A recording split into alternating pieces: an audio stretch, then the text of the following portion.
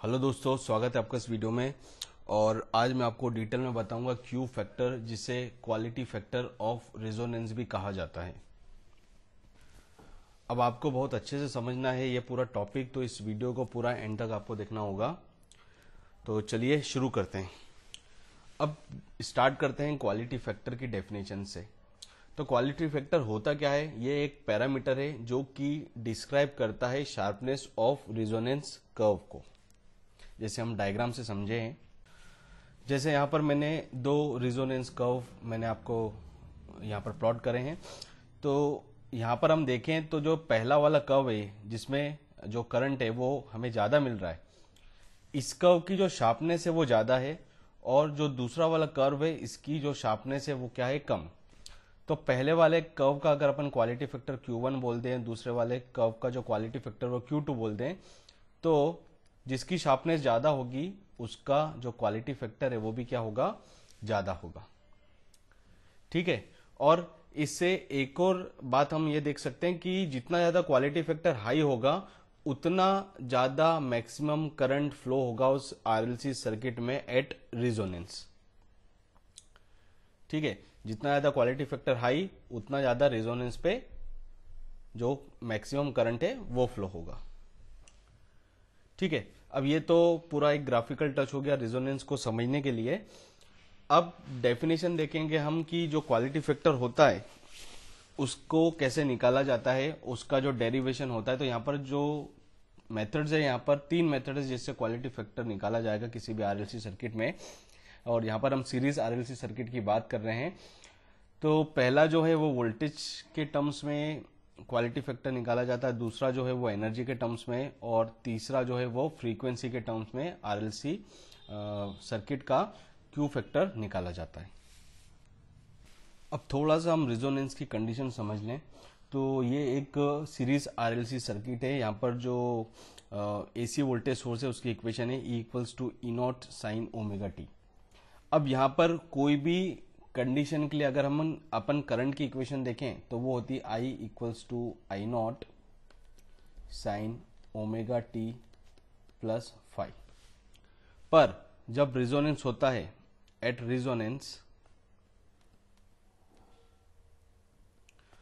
जो ये phase difference है फाई, इसकी वैल्यू हो जाती है 0, और जो करंट की इक्वेशन है वो हो जाती है I = I0 sin omega T. मतलब कि जो वोल्टेज का फेज होता है वो ही सेम फेज किसका हो जाता है, करंट का हो जाता है। ठीक है। इसके साथ में रेजोनेंस पर जो वोल्टेज होगा इंडक्टर के अक्रॉस और जो वोल्टेज होगा कैपेसिटर के अक्रॉस, ये हो जाते हैं इक्वल, पर इनका जो फेज होता है वो 180 डिग्री फेज शिफ्टेड। मतलब कि अगर कैपेसिटर के अक्रॉस अपन वोल्टेज माने VLO, ये बराबर हो जाता है माइनस ऑफ VCO।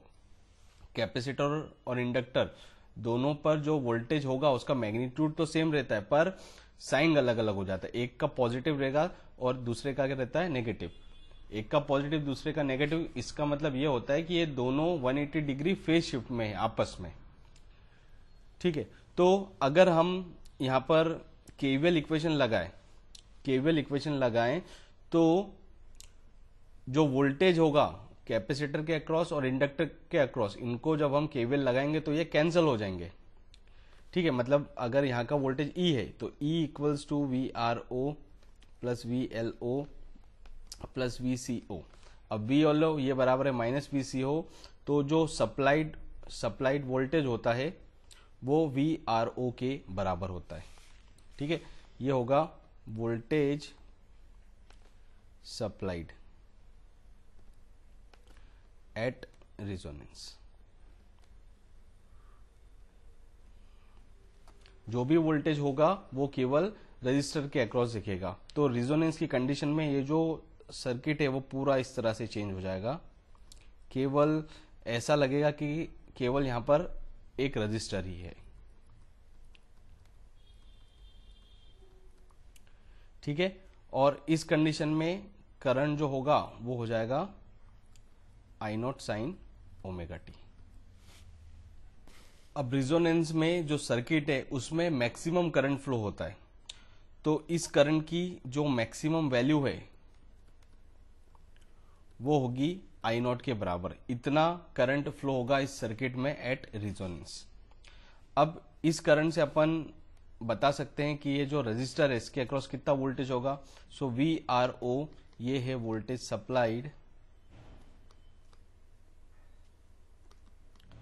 और VRO ये बराबर होगा उस टाइम पे ई नॉट के, जो कि यहां पर AC सोर्स का जो पीक वोल्टेज है।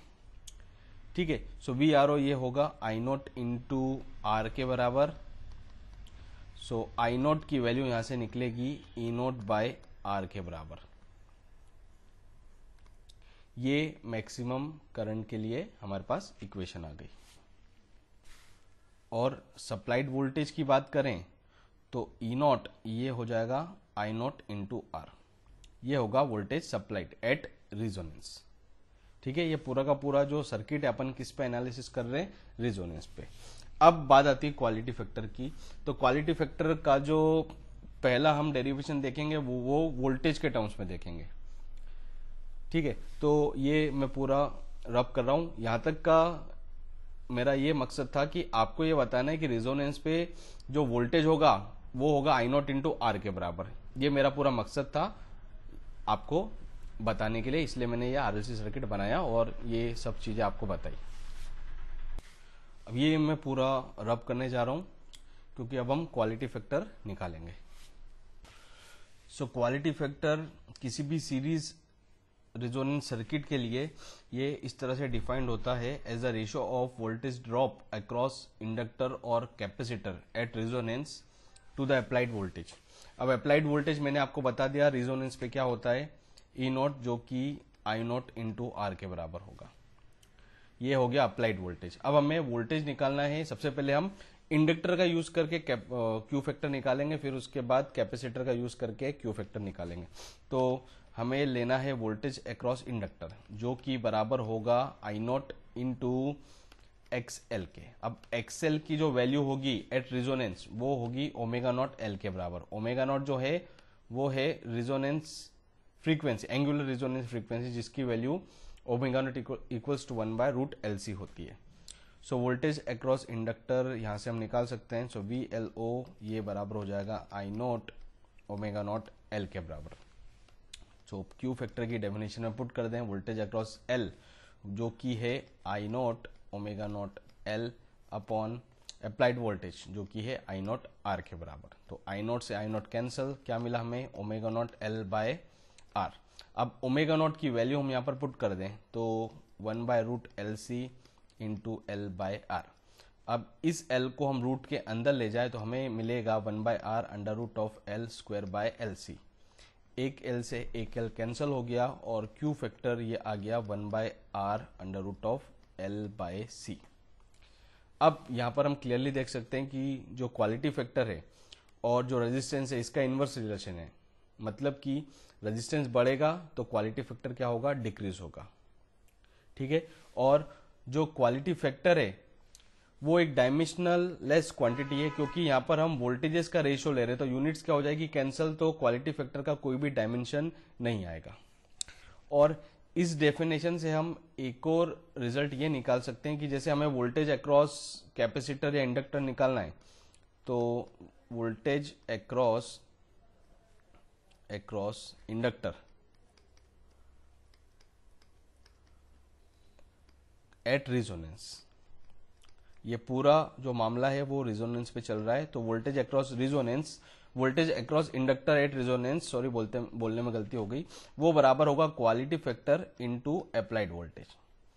तो आपको अगर क्वालिटी फैक्टर पता है और वोल्टेज अप्लाइड पता है जो कि RLC सर्किट में दिया जा रहा है तो उससे भी आप यहां पर इस रिलेशन से वोल्टेज अक्रॉस इंडक्टर या कैपेसिटर निकाल सकते हैं। ठीक है, सीरीज RLC सर्किट में जो इंडक्टर के अक्रॉस वोल्टेज होगा वही कैपेसिटर के अक्रॉस वोल्टेज होगा, बस जो फेज होता है वो 180 डिग्री फेज शिफ्टेड होता है। तो ये तो पूरा इंडक्टर का यूज करके हमने क्वालिटी फैक्टर निकाला। तो एक फॉर्मूला तो ये हो गया और दूसरा formula omega naught L by R. अगर आपको R की वैल्यू पता है, L की वैल्यू पता है, C की वैल्यू पता है तो आप ये फॉर्मूला यूज कर ले। अगर आपको रेजोनेंस फ्रीक्वेंसी L और R पता है तो आप ये फॉर्मूला यूज कर ले। तो ये तो हो गया पूरा इंडक्टर का यूज करके। अब कैपेसिटर के अक्रॉस जो वोल्टेज है उसका यूज करके क्वालिटी फैक्टर निकालेंगे हम। तो ये मैं पूरा भी रब कर रहा हूं। तो जो कैपेसिटर के अक्रॉस वोल्टेज होगा VCO वो बराबर होगा I naught into XC। XC इसकी वैल्यू 1/ω0C के बराबर होगी एट रिजोनेंस, और ω0 की वैल्यू मैं आपको बता चुका हूं वो क्या होगी 1/√LC के बराबर। अब ये दोनों वैल्यूज हम यहाँ पर क्यू फैक्टर के फॉर्मूले में पुट कर दें। So I naught into XC by I naught into R। I naught से I नॉट कैंसल, XC की हम वैल्यू पुट कर दें तो हमें मिलेगा 1/ω0CR। अब ω0 की वैल्यू हम यहाँ पर पुट कर दें तो हमें मिलेगा √LC/CR। इस C को हम रूट के अंदर भेजें तो हमें मिलेगा 1/R√LC/C²। एक C से एक C कैंसिल हो गया, और यहाँ से भी क्वालिटी फैक्टर का हमें सेम फॉर्मूला मिला जो कि है 1/R√L/C।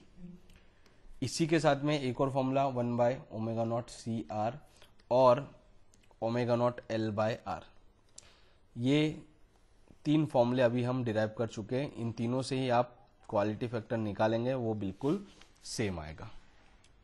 तो ये तो हो गई पहली मेथड जिससे क्वालिटी फैक्टर निकाला जाएगा। अब दूसरी मेथड देखेंगे जिसमें एनर्जी के टर्म्स में क्वालिटी फैक्टर कैसे निकाला जाता है। ठीक है, तो वो देखते हैं हम। सो सेकंड जो डेफिनेशन है क्वालिटी फैक्टर निकालने की वो है quality factor equals to 2 pi into ratio of maximum energy stored in the circuit upon energy loss per period. अब जो सर्किट RLC सर्किट में जो एनर्जी स्टोर होगी वो कैपेसिटर और इंडक्टर की वजह से होगी। ठीक है, तो आप किसी की भी ले लें, कैपेसिटर के अंदर जो स्टोर्ड एनर्जी वो ले लें या इंडक्टर के अक्रॉस जो एनर्जी स्टोर्ड है वो आप ले लें। तो हम यहाँ पर जो एनर्जी स्टोर होगी इंडक्टर का अंदर वो यूज करेंगे। So maximum energy stored in inductor, जिसे हम U से रिप्रेजेंट करेंगे वो होगा 1/2L I naught square. I not जो है वो मैक्सिमम करंट होगा जो कि रिजोनेंस पे फ्लो होगा। ठीक है, ये तो आ गई एनर्जी स्टोर्ड इन इंडक्टर। अब हमें एनर्जी लॉस पर पीरियड लेना है। तो एनर्जी का जो लॉस होगा वो केवल रेजिस्टेंस की वजह से होगा। ठीक है, अगर सर्किट में रेजिस्टेंस है तो उसकी वजह से क्या होगा, वहां पर एनर्जी का लॉस होगा। ठीक है, अब एनर्जी को निकालने का फॉर्मूला है energy equals to power into time, और यहां पर हम एनर्जी लॉस पर पीरियड निकालने तो यहां पर जो टाइम होगा वो किसके बराबर होगा, कैपिटल टी के, और कैपिटल टी जो है वो है टाइम पीरियड। तो एक पीरियड के लिए जो एनर्जी का लॉस होगा वो हम निकालेंगे। So energy loss equals to power. Power जो है उसका फॉर्मूला क्या है, I naught square R/2 into एक पीरियड के लिए हम निकाले तो यहां पर कैपिटल टी। ये आ गई एनर्जी लॉस पर पीरियड। अब इसे हम इस फॉर्मूले में पुट कर दें। सो 2 pi into 1/2L I naught square by 1/2 I naught square R into T. अब 1/2 से 1/2 कैंसिल, I नॉट स्क्वायर से I नॉट स्क्वायर कैंसिल, और हमें यहाँ पर मिलेगा 2 पाई बाय टी L/R। और 2 पाई बाय टी ये होता है एंगुलर फ्रीक्वेंसी ω0। तो यहाँ पर हमें मिलेगा ω0L/R, और यही चीज हमने ω0 की वैल्यू जब पुट करी थी, ω0 1/√LC के बराबर भी होता है, वो हम यहाँ पर पुट कर देंगे तो हमें क्या मिलेगा 1/R√L/C। ये हम पहले देख चुके हैं। ठीक है, तो यहाँ से भी हमें वही का वही फॉर्मूला मिल रहा है जो कि क्यू फैक्टर का हमने वोल्टेज के टर्म्स में देखा था। एनर्जी के टर्म्स में भी वही का वही हमें फॉर्मूला यहाँ पर देखने को मिल रहा है। तो ये दो तरीके मैंने आपको बता दिए जिससे क्वालिटी फैक्टर निकाला जा सकता है। अब एक और डेफिनेशन देखेंगे क्वालिटी फैक्टर निकालने की, वो होगी फ्रीक्वेंसी के टर्म्स में। ठीक है, और वो सबसे ज्यादा इंपॉर्टेंट है, वो आप समझ जाओगे तो आपको जो आपकी आगे की जो हायर स्टडीज होगी वहां पर भी आपको काम आएगा। तो वो हम देखते हैं। तो ये तीसरा तरीका है जिससे किसी भी सीरीज RLC सर्किट के लिए हम क्यू फैक्टर निकाल सकते हैं। तो उसके लिए हमें ये जो रिजोनेंस कर्व है उसका यूज करना है, ओमेगा नॉट वो फ्रीक्वेंसी है जहां पर मैक्सिमम करंट हमें उस आरएलसी सर्किट में देखने को मिलेगा, और इस कंडीशन पे जो पावर होगी वो भी क्या होगी, मैक्सिमम करंट फ्लो होगा, तो पावर भी जो होगी वो भी क्या होगी, मैक्सिमम। अब यहां पर मैंने दो फ्रीक्वेंसी और बनाई है, एक है ओमेगा 1 और एक ओमेगा 2। अब ये वो फ्रीक्वेंसी है जहां पर जो पावर होगी वो मैक्सिमम पावर की कितनी हो जाएगी, 1/2 टाइम्स। मतलब कि यहां पर जो पावर है वो होगी पी मैक्स बाय 2 के बराबर। तो ओमेगा 1 और ओमेगा 2 वो फ्रीक्वेंसी है जहां पर जो पावर होगी वो मैक्सिमम पावर की कितनी बचेगी, 1/2 टाइम्स बचेगी। तो हमें यहां पर इस फ्रीक्वेंसी पे जो करंट फ्लो हो रहा है वो हमें निकालना है। तो हमने मान लिया वो जो करंट है वो आई नॉट के बराबर है, और जो मैक्सिमम करंट होगा वो आई नॉट मैक्स है। ठीक है। अब जो रिजोनेंस कर्व होता है वो जो रिजोनेंस फ्रीक्वेंसी होती है उसके अक्रॉस सिमेट्रिक होता है। तो यहां पर करंट आई नॉट है, तो यहां पर भी जब पावर इस कंडीशन पे भी हाफ होगी तो यहां पर भी जो करंट है वो आई नॉट होगा। ठीक है। अब हम रिलेशन निकालेंगे, तो इस कंडीशन पे जो पावर होगी वो हो जाएगी I naught square R by 2, और जो मैक्सिमम पावर है वो है I naught square max into R by 2 at resonance. और P ये बचेगी P मैक्स बाय 2 के बराबर, कौन सी फ्रीक्वेंसी, ओमेगा 1 और ओमेगा 2 पे। ठीक है। तो P की वैल्यू हम यहां पर पुट कर दें, so I naught square R by 2, और P मैक्स की वैल्यू पुट कर दें तो वो है I naught square max into R by 2। अब यहां पर 2 से 2 कैंसिल हो गया, आर से आर कैंसिल हो गया, और यहां पर देखें हम करंट तो वो बराबर आएगा आई नॉट मैक्स बाय √2। तो इस फ्रीक्वेंसी ओमेगा 1 और ओमेगा 2 पे जो करंट फ्लो होगा वो मैक्सिमम करंट का 1/√2 टाइम्स होगा। ठीक है। ये हमने करंट निकाल लिया फ्रीक्वेंसी ओमेगा 1 और ओमेगा 2 पे। अब ये जो सेक्शन है वो मैं रब कर रहा हूं। अब ये रिलेशन हमारे काम का है।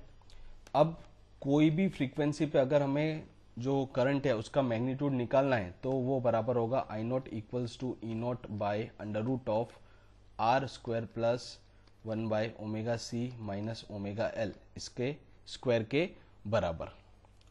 और जो आई नॉट मैक्स है वो बराबर होगा ई नॉट बाय आर के बराबर। अब ये दोनों वैल्यूज हम यहाँ पर इस इक्वेशन में पुट कर दें तो हमें यहाँ पर फ्रीक्वेंसी मिल जाएगी कि कौन सी फ्रीक्वेंसी ओमेगा 1 और ओमेगा 2 होगी। तो वैल्यूज पुट कर दें, E naught by √r² plus 1 by omega C minus omega L, इसका स्क्वायर इक्वल्स टू, और E naught by R into 1/√2। So यहाँ पर आई नॉट की वैल्यू पुट करी और यहाँ पर आई नॉट मैक्स की वैल्यू पुट करी। ठीक है। अब ई नॉट से ई नॉट हो जाएगा कैंसल, और हमें मिलेगा r√2 equals to √r² plus 1 by omega C minus omega L, इसका स्क्वायर। दोनों साइड स्क्वायर कर दें तो हमें मिलेगा 2r² equals to r² plus 1 by omega C minus omega L, इसका स्क्वायर। इस r² को हम लेफ्ट हैंड साइड में ले आए, सो r² इक्वल्स टू बचेगा 1 by omega C minus omega L, इसका स्क्वायर। और यहां से हमें मिलेगा plus minus r equals to 1 by omega C minus omega L. ठीक है। ये हमें मिला। तो यहां तक का आप नोट डाउन कर लीजिए, वापस से मुझे रब करने की जरूरत पड़ेगी। इस इक्वेशन के आगे हम यहाँ पर कंटिन्यू करेंगे। तो ये पूरा यहाँ से लेकर यहाँ तक मैं पूरा रब कर रहा हूँ, अभी हमारे काम का नहीं बचा। तो आप स्टेप बाय स्टेप जैसा मैं बता रहा हूँ वैसा आप लिखते जाएं।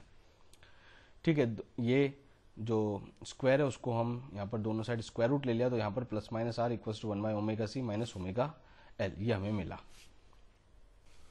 अब एलसीएम वगैरह ले ले तो हमें यहाँ पर मिलेगा plus minus r omega C equals to 1 minus omega square L C, और इसे हम यहाँ पर ले आए, या ये 1 minus omega square L C, इसे हम लेफ्ट हैंड साइड पे ले आते हैं। So omega square L C plus minus R omega C minus 1 equals to 0। अब ये क्या बन गई, ओमेगा के टर्म्स में एक क्वाड्रेटिक इक्वेशन बन गई। तो यहाँ से हम ओमेगा की वैल्यू निकालें तो वो होगी minus of plus minus R C minus b plus minus under root of B square minus 4ac upon 2a। ये जो क्वाड्रेटिक का फॉर्मूला है वो हम यहाँ पर यूज करेंगे। So plus minus under root of B square मतलब R square omega square minus 4 omega square L C into minus 1 upon twice L C. ठीक है, अब यहाँ से हम थोड़ा सा इसे सिंप्लीफाई करें। सॉरी, यहाँ पर थोड़ी सी मैंने गलती कर दी, ये ओमेगा स्क्वायर ये नहीं आएगा। ठीक है, तो हमें यहाँ पर मिलेगा, ये सही करके मैंने यहाँ पर लिख दिया है, तो हमें यहाँ पर मिलेगा under root of R square C square plus 4lc by twice L C.